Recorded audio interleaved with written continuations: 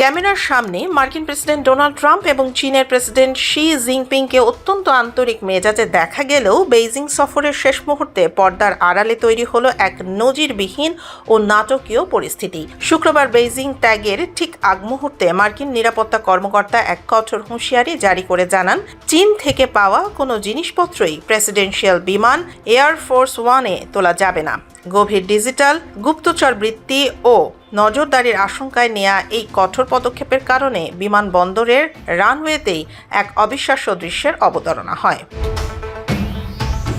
New York পোস্টের white house প্রতিনিধি Emily গুডিনের বরাত দিয়ে জানা গেছে, বিমানের ওঠার ঠিক আগে সিঁড়ির গোড়ায় দাঁড়িয়ে হোয়াইট হাউসের কর্মকর্তা ও সাংবাদিকদের কাছ থেকে চীন সফরের দেয়া প্রেস পাস, বিশেষ পিন এবং সাময়িক ব্যবহারের মোবাইল ফোন বা বার্নার ফোন সহ সমস্ত সামগ্রী কেড়ে নিয়ে রানওয়েতে থাকা ডাস্টবিনে ফেলে দেওয়া হয়। হোয়াইট হাউসের প্রেস পুলও এই খবরের সত্যতা নিশ্চিত করে জানিয়েছেন, বেইজিংয়ের মাটিতে দেয়া যে কোনো উপহার বা ডিভাইসের মাধ্যমে মার্কিন কর্মকর্তাদের ওপর সাইবার নজরদারি করা হতে পারে।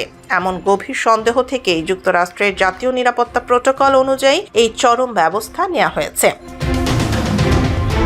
তবে শুধু বিমানবন্দরেই নয়, পুরো সফর জুড়েই দুই দেশের নিরাপত্তা ও গণমাধ্যম দলগুলোর মধ্যে চরম উত্তেজনা বিরাজ করছিল।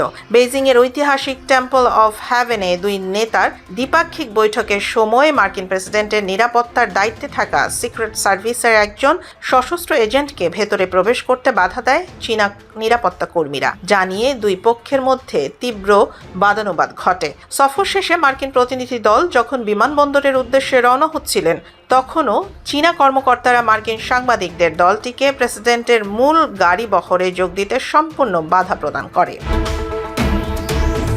মার্কিন গণমাধ্যম দ্য হিল জানিয়েছে, শেষ পর্যন্ত মার্কিন সহকারীরা চীনাদের তৈরি করা কঠোর নিরাপত্তা বলয় ভেদ করে সাংবাদিকদের জোরপূর্বক ভেতরে নিয়ে যান।